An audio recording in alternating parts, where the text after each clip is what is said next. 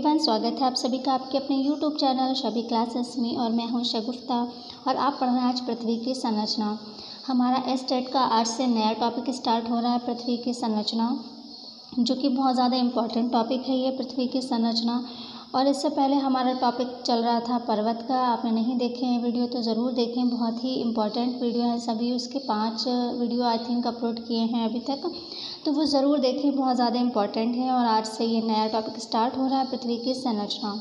इससे रिलेटेड आपके 2 video theory के आएंगे, उसके बाद आपके क्वेश्चन आंसर फॉर्म में वीडियो आएंगे। ठीक है, क्वेश्चन आंसर से चीज़ें जो हैं क्लियर होती हैं, बट उससे पहले थ्योरी पढ़ना, थ्योरी का जानना भी ज़रूरी है। इसलिए आपके थ्योरी के 2 वीडियो आएंगे पृथ्वी की संरचना से रिलेटेड, उसकी उत्पत्ति से रिलेटेड आपके 2 वीडियो थ्योरी के आएंगे। उसके बाद आपके क्वेश्चन आंसर होंगे। आपकी पृथ्वी की संरचना से रिलेटेड एक चीज़ भी नहीं छूटेगी। इस टॉपिक से रिलेटेड जो भी वीडियो अपलोड होंगी उसमें आपकी इससे रिलेटेड कोई भी चीज़ नहीं छूटेगी, ये प्रॉमिस है आपसे।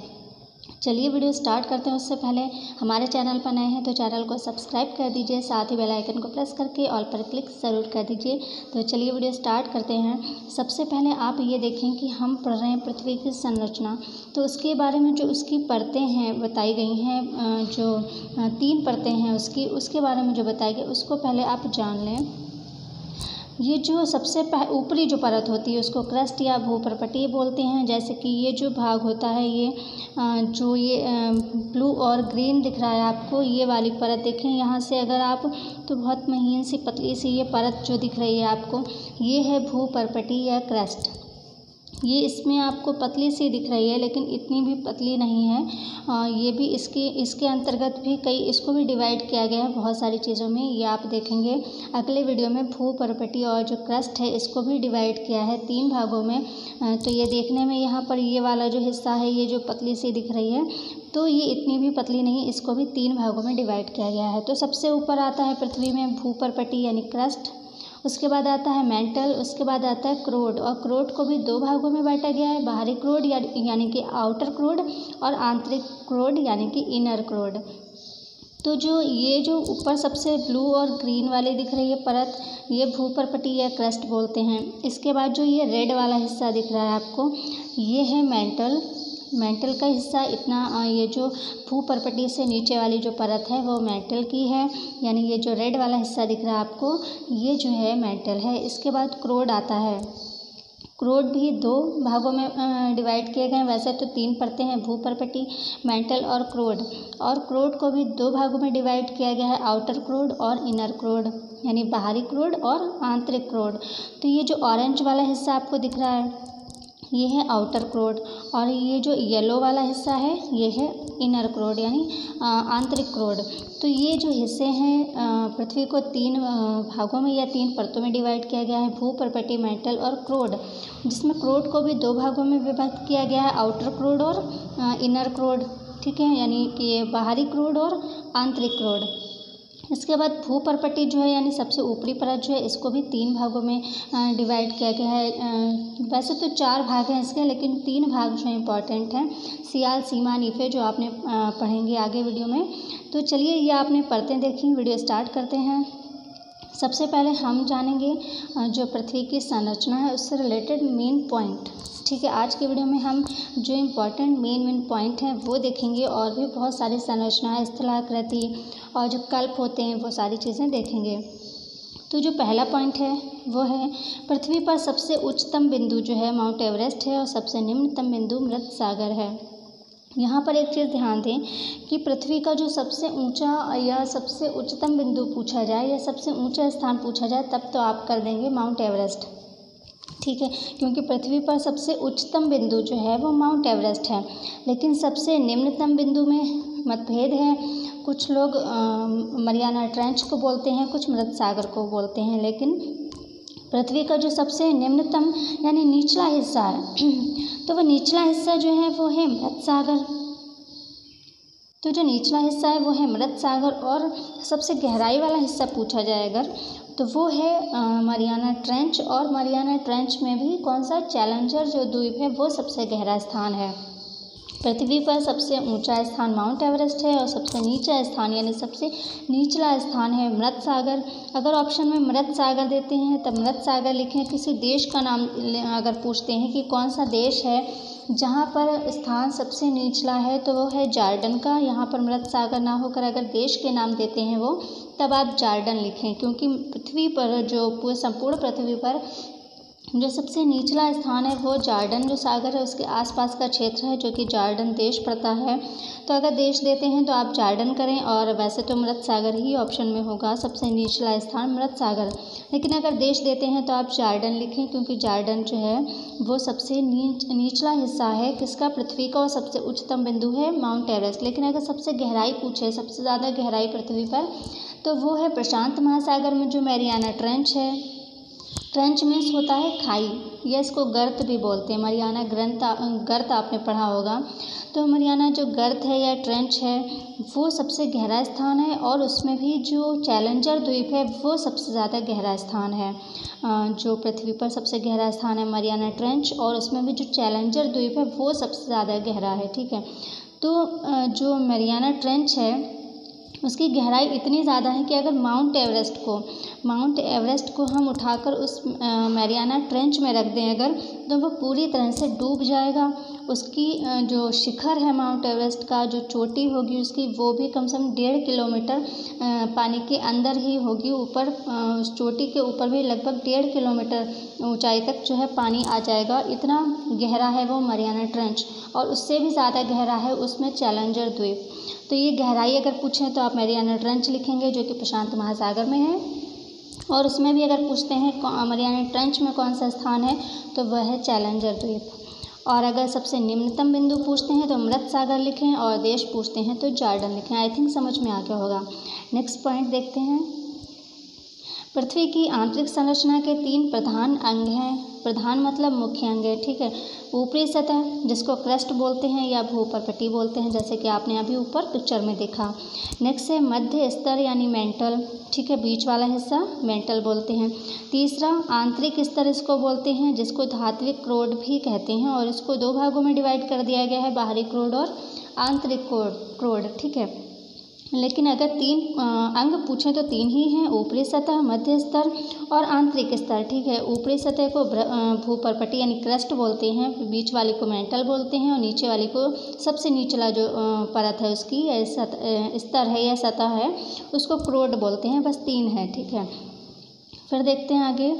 नेक्स्ट पॉइंट, भूपर्पटी जो है यानी सबसे ऊपरी सतह जो है, ऊपरी परत जो है भूपर्पटी जिसको क्रस्ट बोलते हैं, उसकी निचली सतह। ठीक है, जो सबसे ऊपरी परत है उसकी निचली सतह को क्या कहते हैं, मोहोरोवेसिक असंबद्धता या मोहो असंबद्धता। ठीक है, जो भूपर्पटी है यानी क्रस्ट है उसकी भी जो सबसे निचले सतह है उसको कहते हैं मोहोरोवेसिक असंबद्धता या मोहो असंबद्धता। ठीक है, किसको कहते हैं, भूपर्पटी जो क्रस्ट है उसके निचली सतह को। फिर देखिए, पृथ्वी पर महासागर और महाद्वीप केवल इसी भाग में स्थित हैं। किस भाग में, पृथ्वी पर महासागर और महाद्वीप जैसे एशिया, अफ्रीका महाद्वीप। ठीक है, महासागर जैसे प्रशांत, अटलांटिक। ठीक है, बहुत सारे महासागर हैं, 7 महासागर हैं। तो पृथ्वी पर महासागर और महाद्वीप केवल इसी भाग में स्थित है। किस भाग में, क्रस्ट में यानी कि भूपर्पटी में, और उसको किस नाम से भी जाना जाता है, मोहो असंबद्धता, यानी जो निचली सतह है मोहो असंबद्धता उसमें स्थित है महासागर और महाद्वीप। फिर नेक्स्ट पॉइंट है मेंटल की मोटाई। अब ये सबसे ऊपरी परत की बात होगी। अब मध्य परत को देखें यानी बीच वाली को। मेंटल की मोटाई जो है लगभग 2895 किलोमीटर है। ये अर्ध ठोस अवस्था में है। ठीक है, एक संक्रमण परत जो मेंटल को क्रोड से विभक्त करती है उसे गुटेनबर्ग असंबद्धता कहते हैं। यानी जो मेंटल है बीच वाली जो परत है जिसको मेंटल बोलते हैं, और उससे नीचे वाली परत को क्या कहते हैं, क्रोड कहते हैं। तो एक परत है बीच में, एक संक्रमण परत है जो मेंटल को क्रोड से अलग करती है, उसको क्या कहते हैं, उसको कहते हैं गुटेनबर्ग असंबद्धता।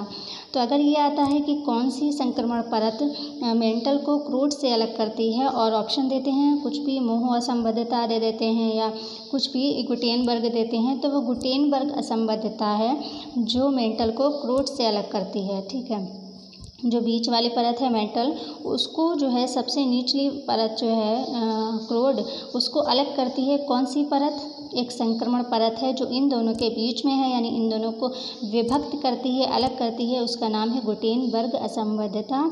ये ध्यान रखें क्योंकि इम्पॉर्टेंट है। और मेंटल की मोटाई 2895 किलोमीटर और ये अर्ध ठोस अवस्था में है।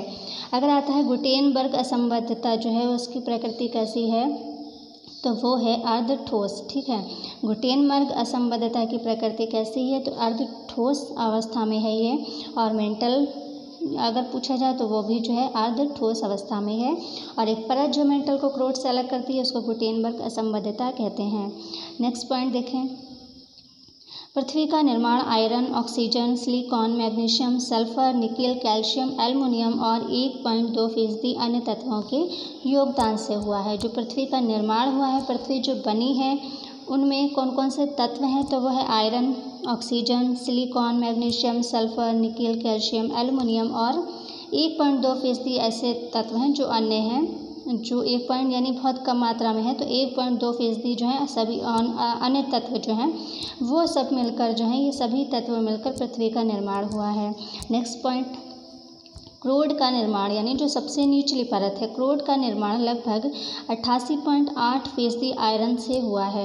यानी जो सबसे निचली परत है क्रोड, उसका निर्माण जो है, या उसमें कहा जाए कि सबसे अधिक तत्व कौन सा, सबसे अधिकता जो है वो कौन से तत्व की है, तो वो आयरन की है। कितना है? 88.8% लगभग। ठीक है, क्रोड का निर्माण लगभग 88.8% आयरन से हुआ है। नेक्स्ट पॉइंट देखें, भू रसायन शास्त्री।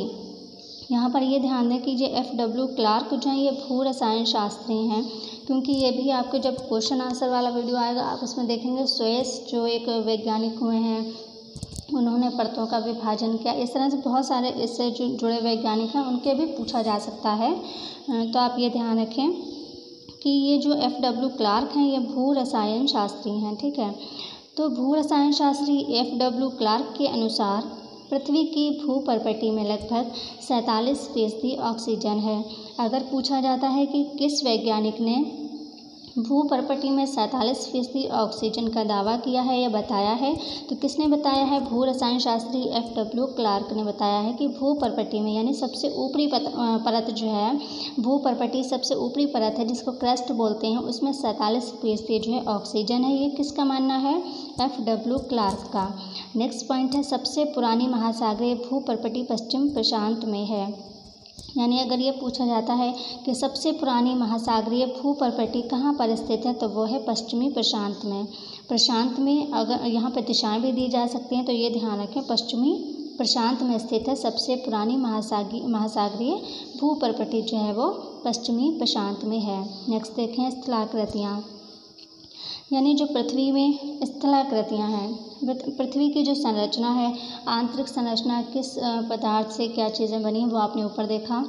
आप इस वीडियो में बहुत शॉर्ट तरीके से देखेंगे, जो इसका नेक्स्ट वीडियो आएगा उसमें हर चीज़ आपको बहुत अच्छे से सारी थ्योरी मिलेगी। आप इसमें पहले चीज़ों को समझ लीजिए। ठीक है, तो आपने आंतरिक संरचना देखी, 3 परतें जो देखी वो देखा, उनको कौन सी डिवाइड करती है परत, उसको क्या कहते हैं, वो सारी चीज़ें देखी। अब देखें स्थलाकृतियाँ, जो पृथ्वी पर स्थलाकृतियाँ हैं यानी जो स्थल की आकृतियाँ हैं उनको देखें। पृथ्वी का तल असमान है। ठीक है, मतलब कहीं पर ऊंचा है, कहीं नीचा है, ऊबड़ खाबड़ है। ठीक है, पृथ्वी का तल जो है असमान है। तल का 70.8% भाग जल से आच्छादित है। यानी पृथ्वी पर 70.8% भाग जो है वो जल है, बाकी 21-22% जो है वो ही रहने योग्य भूमि है या जो भूमि कही जाएगी, बाकी पूरा क्या है? जल ही जल है। ठीक है, जिसमें अधिकांश महासागरीय नीतल समुद्री स्तर के नीचे हैं, जिसमें अधिकांश महासागरीय नीतल समुद्री स्तर के नीचे हैं। नीतल किसको कहते हैं और समुद्री तल किसको कहते हैं? समुद्री तल कहते हैं जहाँ पर जो समुद्र होता है ऊपर पानी होता है, जहाँ पर जहाज़ चलते हैं। ठीक है, समुद्र में जो जहाज़ चलता है ऊपरी सतह पर चलता है, पानी पर चलता है, उसको समुद्र तल कहते हैं।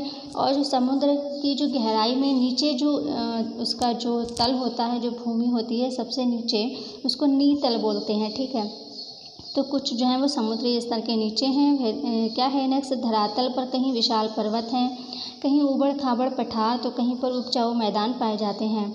महाद्वीप और महासागरों को प्रथम स्तर, ये यहाँ पर थोड़ा ध्यान दें, महाद्वीप और महासागरों को प्रथम स्तर की स्थलाकृति माना जाता है, जबकि पर्वत और पठार घाटी निचले स्तरों के अंतर्गत रखे जाते हैं। यानी फर्स्ट और सेकंड की बात हो रही है यहाँ पे, ठीक है। निचला स्तर का मतलब नीचे परत या निचली सतह नहीं है, यहाँ पर फर्स्ट सेकंड की बात हो रही है। तो महाद्वीप जो है जैसे एशिया महाद्वीप, अफ्रीका महाद्वीप, इस तरह से महाद्वीप और महासागरों को प्रथम स्तर की यानी फर्स्ट पर रखा गया, उनको प्रथम यानी प्राथमिक स्तर की स्थलाकृति माने गए हैं। और जबकि जो पर्वत हैं, पठार हैं, उनको क्या है, घाटी है, उनको सेकंड यानी द्वितीय स्तर पर रखा गया है। किसको, पर्वत, घाटी और पठार को।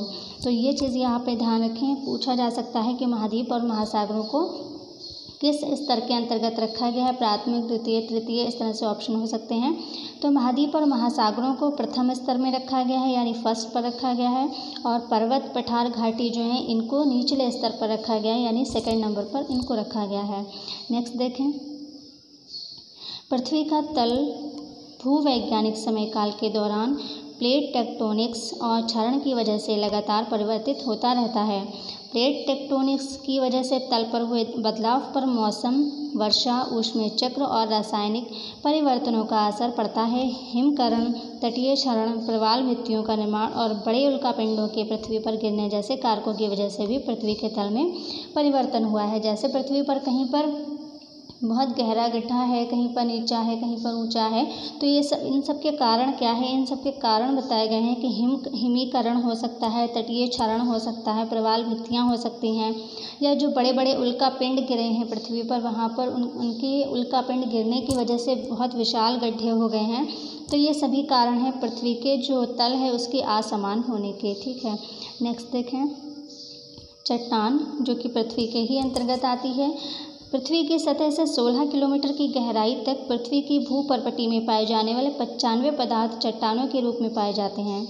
पृथ्वी की जो सतह है उससे 16 किलोमीटर की गहराई तक पृथ्वी की भूपर्पटी में, यानी भूपर्पटी सबसे ऊपरी हिस्सा होता है, में पाए जाने वाले 95 पदार्थ जो हैं वो चट्टानों के रूप में पाए जाते हैं। इनकी रचना विभिन्न प्रकार के खनिजों का सम्मिश्रण है।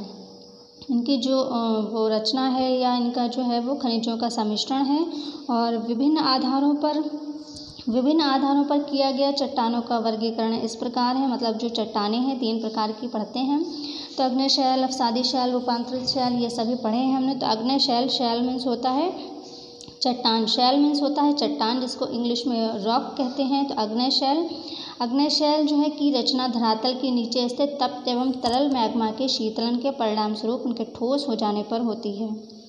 जो अग्नेय शैल है उसकी रचना जो है धरातल के नीचे स्थित तप्त एवं तरल मैग्मा के शीतलन के परिणाम स्वरूप उसके ठोस हो जाने पर हुई है। यानी जो मैग्मा है वो जब ठंडा हो गया, तो ठंडा होने के बाद जब वो ठोस हो गया तो उससे जो है ये अग्नेय शैलों का निर्माण हुआ है। जैसे माइका और ग्रेनाइट, ये सभी आते हैं अग्नेय शैल में। अवसादी शैल देखें, अवसादी शैल अपक्षय और अपर्दन के विभिन्न साधनों द्वारा मौलिक चट्टानों के विघटन, वियोजन एवं चट्टान चूर्ण के परिवहन तथा किसी स्थान पर जमाव के फलस्वरूप उसके अवसादों से निर्मित जो चट्टान होती है उसको अवसादी चट्टान कहते हैं। उसके उदाहरण क्या है अवसादी के? कोयला, पीट, बलुआ पत्थर। यहाँ पे बलुआ है। उदाहरण क्या है इसके? अवसादी शैल के कोयला, पीट और बलुआ पत्थर जो है ये अवसादी शैल के उदाहरण है। ये पीट जो है ये भी कोयले का ही एक प्रकार होता है। कोयला, पीट और बलुआ पत्थर जो है ये सभी अवसादी शैल के उदाहरण हैं। इनको आप जो है डिटेल में पढ़ेंगे सारी चीज़ें, लेकिन इसमें आप पहले ये जान लें कि पृथ्वी की संरचना के अंतर्गत क्या क्या चीज़ें आती हैं। आप इनको बाद में पढ़ेंगे। इनके लिए अलग से एक वीडियो होगा जिसमें बिल्कुल पूरी तरह से आपको शैल ही पढ़ाऊँगी मैं, तो उसमें आप चीज़ों को बहुत अच्छे से जान पाएंगे। सारी चीज़ें आप डिटेल से जान पाएंगे। सारे उदाहरण जो हैं वो आपको ठीक से उसमें समझ में आएंगे। यहाँ पर सिर्फ आप ये देखिए पृथ्वी की जो संरचना है, पृथ्वी के अंतर्गत क्या क्या चीज़ें आती हैं, ठीक है। तो रूपांतरित देखें, रूपांतरित शैल क्या है? जैसे कि नाम से पता चल रहा है, रूपांतर होने के बाद जो शैल बनती है उसको रूपांतरित शैल कहते हैं। तो अवसादी एवं अग्नेय शैलों में ताप एवं दबाव के कारण यानी रूपांतरित शैल जो है वो अग्नेय शैल और अवसादी शैल दोनों के जो है रूप होते हैं, यानी दोनों में रूपांतरण होने से जो शैल बनती है वो रूपांतरित शैल होती है। तो इसके जो कारण क्या हो सकते हैं, कारण ताप या दबाव हो सकता है, यानी अग्नेय शैल या अवसादी शैल में ताप या दबाव के कारण परिवर्तन जो होता है या रूपांतरित होता है या रूपांतरण होता है, उससे जो शैल निर्मित होती है उसको क्या कहते हैं, रूपांतरित शैल कहते हैं। और इसके उदाहरण क्या है, संगमरमर है, क्वार्टरजाइट है। ठीक है, संगमरमर, क्वार्टरजाइट ये सभी रूपांतरित शैल के उदाहरण हैं। और भी उदाहरण आप देखेंगे, सारी चीज़ों को क्लियर समझेंगे आप अगले वीडियो में, क्योंकि शैल का जब वीडियो आएगा तो उसमें आप सारी चीज़ों को क्लियर समझ पाएंगे। फिर देखें क्वार्टर जो है और ये फेल्सपार, एम्फीबोल, माइका, पायरोक्सिन और ऑल्विन जैसे सिलिकेट खनिज पृथ्वी पर प्रचुर मात्रा में पाए जाते हैं। पृथ्वी की सबसे बाहरी परत को पीडोस्फीयर कहते हैं। पृथ्वी की सबसे बाहरी परत को पीडोस्फीयर कहते हैं। इस परत का निर्माण मृदा से हुआ है। पीडोस्फीयर कौन सी परत है, जो भूपर्वतीय क्रस्ट है, वो जो परत है उसके जो ऊपरी परत है, बिल्कुल ऊपर का जो जैसे कोई भी फल होता है, फल के ऊपर छिलका होता है, इसी तरह से जो पृथ्वी है उसका जो भूपर्वतीय यानी क्रस्ट है, जो ऊपरी परत है, उसकी ऊपरी सतह है, उसके जो ऊपर एक परत है उसको क्या बोलते हैं, पीडोस्फीयर कहते हैं। ये बहुत ध्यान रखें कि उस परत को क्या कहते हैं, पीडोस्फीयर, क्योंकि इस तरह के ज़्यादा क्वेश्चन पिछले कई एग्जाम्स में पूछे गए हैं स्फीयर वाले। तो ये पीडोस्फीयर जो है आप ये ध्यान रखें, जो सबसे ऊपरी परत है भूपर्वतीय क्रस्ट, उसकी जो ऊपरी परत है उसको कहते हैं पीडोस्फीयर। और इस परत का निर्माण किससे हुआ है, मृदा से हुआ है। मृदा मतलब मिट्टी से हुआ है, मृदा से हुआ है। और इस स्तर पर लगातार मृदा अपरदन की प्रक्रिया जारी रहती है, यानी मृदा अपरदन की प्रक्रिया सबसे ऊपरी जो परत है जिसको मिडोस्फीयर कहते हैं, उसमें मृदा अपरदन की जो प्रक्रिया है वो जारी रहती है। नेक्स्ट देखें, पृथ्वी का भूगर्भ इतिहास। इम्पॉर्टेंट है ये वाला पार्ट, इसको ध्यान से देखें। जो पृथ्वी का भूगर्भिक इतिहास है उसमें देखें, वैज्ञानिकों के अनुसार पृथ्वी की आयु लगभग 4.6 अरब वर्ष है। पृथ्वी के संपूर्ण भूगर्भिक इतिहास को निम्नलिखित कल्पों में विभाजित किया गया है। जैसे कि जब आप पर्वत वाले वीडियो देख रहे थे तो उसमें भी आपका कई जगह पर जो कल्प हैं ये आए थे, जैसे कि हिमालय का निर्माण किस कल्प में हुआ था, तो आपने पढ़ा था सेनोजोइक में हुआ था। तो वह क्या होते हैं इस वीडियो में आप देखें। तो ये कल्प जो वैज्ञानिकों ने इसको विभाजित किया है, विभिन्न कल्पों में विभाजित किया गया है, यानी विभिन्न युगों में किया है। तो देखें, सबसे पहले पूर्व कैम्ब्रियन या प्री कैम्ब्रियन भी कहते हैं इसको। जैसे कि अरावली पर्वत जो है इसका निर्माण प्री कैम्ब्रियन युग में माना जाता है, क्योंकि ये सबसे प्राचीन पर्वत है अरावली, और अब जो है ये अवशिष्ट पर्वत की श्रेणी में आ गया है। और ये जो है सबसे प्राचीन पर्वत है और इसका निर्माण प्री कैम्ब्रियन युग में हुआ है ऐसा माना जाता है। और प्री कैम्ब्रियन युग क्या है, यानी पूर्व कैम्ब्रियन युग क्या है, ये देखें, इसी काल में, किसमें, पूर्व कैम्ब्रियन में यानी प्री कैम्ब्रियन में, इसी काल से पृथ्वी की शुरुआत हुई है। यह कल्प लगभग 57 करोड़ वर्ष पहले समाप्त हो चुका है। यह भी ध्यान रखें कि जो प्री कैम्ब्रियन है ये लगभग 57 करोड़ वर्ष पूर्व समाप्त हो चुका है। इस कल्प के दौरान भूपर्वतीय महाद्वीपों व महासागरों इत्यादि का निर्माण हुआ है। जो महाद्वीप हैं, महासागर हैं, इनका निर्माण किस में हुआ है, पूर्व कैम्ब्रियन यानी प्री कैम्ब्रियन में हुआ है। ये ध्यान रखें आप, क्योंकि ये पूछा जा सकता है कि महाद्वीप और महासागरों का निर्माण या अरावली पर्वत का निर्माण जो है किस युग में हुआ है, तो वो पूर्व कैम्ब्रियन में हुआ है यानी प्री कैम्ब्रियन में हुआ है, ये ध्यान रखें। और जीवन की उत्पत्ति भी इसी काल के दौरान हुई, यानी प्री कैम्ब्रियन जो है इसी में जीवन की उत्पत्ति भी इसी काल में हुई, यानी प्री कैम्ब्रियन में हुई है। फिर देखें पुराजीवी, यहाँ पर देखें पुराजीवी काल, जिसको पहले जो एक कहते हैं, पेलेजोइक कहते हैं, ये 57 करोड़ वर्ष पूर्व से 22.5 करोड़ वर्ष तक विद्यमान। इस कल्प में जीवों का, वनस्पतियों का विकास तीव्र गति से हुआ। जो पेलेजोइक है इसमें क्या हुआ है, जीवों का और वनस्पतियों का विकास तीव्र गति से हुआ है। इस कल्प को निम्नलिखित शकों में विभाजित किया गया है, यानी निम्नलिखित पीरियड्स में शकों में, यानी क्या बोले इसको, मतलब विभिन्न कल्पों में इसको जो है विभाजित किया गया है। कौन कौन से हैं, कैम्ब्रियन है, ये इतने ज़्यादा इम्पॉर्टेंट नहीं है, बस नाम आप ध्यान रखें कि पूछा जा सकता है कि ये सभी शक जो हैं कल्प हैं ये किसके अंतर्गत आते हैं, तो ये बस ध्यान रखें। तो कैम्ब्रियन है, आर्डोविसियन है, सिल्यूरियन है, डेवोनियस है, कार्बोनिफेरस है, पर्मियन है। तो ये सभी बस नाम बस ध्यान रखें और कुछ नहीं है। फिर देखें मेसोजोइक। मेसोजोइक कल्प क्या है? इस कल्प की अवधि जो है 22.5 करोड़ से 7 करोड़ वर्ष पूर्व तक है। इसमें रेंगने वाले जीव अधिक मात्रा में विद्यमान थे। जो रेंगने वाले जीव हैं किस युग में या किस कल्प में आए, तो वो इसमें किस में आए? मेसोजोइक में। और इसे 3 शकों में विभाजित किया गया है। ये जो नाम है वो इतने ज़्यादा इम्पोर्टेंट नहीं है। मेसोजोइक जो है उसको 3 शकों में विभाजित किया गया है और इसमें रेंगने वाले जीवों की अधिक मात्रा में विद्यमान थे, या कहें कि रेंगने वाले जीव जो हैं इस कल्प में थे, मेसोजोइक कल्प में। तो इसके जो 3 शक हैं वो ट्रियासिक है, जुरासिक है, क्रेटेशियस है। ठीक है। नेक्स्ट देखें सेनोजोइक। सेनोजोइक आपने पर्वत वाले वीडियो में पढ़ा है कि हिमालय की उत्पत्ति सेनोजोइक में हुई है। इस कल्प का आरंभ आज से 7 करोड़ वर्ष पूर्व हुआ था। इस कल्प में ही सर्वप्रथम स्तनपायी जीवों का आविर्भाव हुआ, यानी उत्पत्ति हुई। इस युग को 5 शकों में विभाजित किया गया है। कौन कौन से हैं? पैलोसीन, इयोसीन, ओलिगोसीन, मायोसीन, प्लायोसीन। ठीक है, ये सभी 5 जो हैं इसके सेनोजोइक के शक हैं, यानी कल्प हैं। और इस युग में हिमालय, आल्प्स, रॉकी, एंडीज आदि पर्वतमालाओं का विकास हुआ है। किसमें? सेनोजोइक में। जैसे कि हिमालय का पूछा जाए कि हिमालय का निर्माण किस कल्प में हुआ है, तो सेनोजोइक में हुआ। आल्प्स का पूछें, रॉकी का पूछें, एंडीज़ का पूछें, तो ये सभी जो हैं किस में हुए हैं? सेनोजोइक में। और अरावली का अगर पूछें तो वो प्री कैम्ब्रियन में हुआ है, यानी पूर्व कैम्ब्रियन युग में हुआ है। ये सभी जो हिमालय, आल्प्स, रॉकी, एंडीज़ इनका सेनोजोइक में हुआ है, ये ध्यान रखें। फिर देखें नियोजोइक। हिंदी में दें अगर तो नूतन कल्प। ठीक है, जैसे नाम से पता चला, नियो यानी नूतन यानी नया कल्प। ठीक है, नया कल्प 10 लाख वर्ष पूर्व से वर्तमान समय तक चलने वाले इस कल्प को पहले चतुर्थक युग कहा गया। फिर इसको क्या कहा गया? प्लीस्टोसीन हिमयुग कहा गया। अब वर्तमान में इसे होलोसीन कहा जाता है। ये इम्पॉर्टेंट है, ये ध्यान रखें कि वर्तमान में कौन सा कल्प चल रहा है। तो ऑप्शन में अगर ये नियोजोइक या नूतन कल्प देते हैं तो नियोजोइक करेंगे आप, या नूतन कल्प लिखेंगे। लेकिन अगर आता है होलोसीन तब आप होलोसीन करेंगे, क्योंकि नियोजोइक या नूतन कल्प जो है उसको पहले कहा गया प्लीस्टोसीन हिमयुग कहा गया। अब उसको जो है नाम बदल कर क्या कहा जा रहा है? होलोसीन कहा जा रहा है। और होलोसीन को ही आज जो अभी चल रहा है जो कल्प, वो होलोसीन चल रहा है। ये ध्यान रखें, जो अभी कल्प चल रहा है वो होलोसीन चल रहा है, जिसको पहले प्लीस्टोसीन हिमयुग कहते थे और उससे पहले क्या कहते थे? नियोजोइक या न्यूटन कल्प कहते थे। नियोजोइक को ही प्लीस्टोसीन हिमयुग कहते थे या होलोसीन कहते थे। अब आप ये ऑप्शन में देखते हैं कि वहाँ पे ऑप्शन में क्या देते हैं, अगर ये पूछा जाता है तब।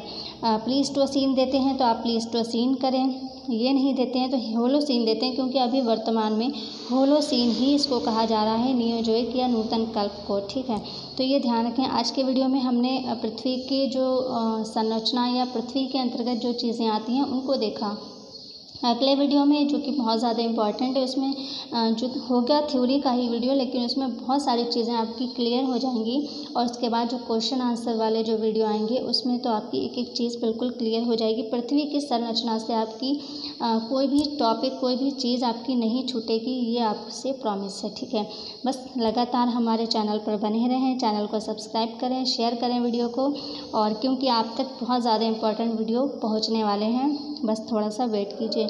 तो आज के वीडियो में फ़िलहाल बस इतना ही। मिलते हैं अगले वीडियो में, तब तक के लिए take care and bye bye.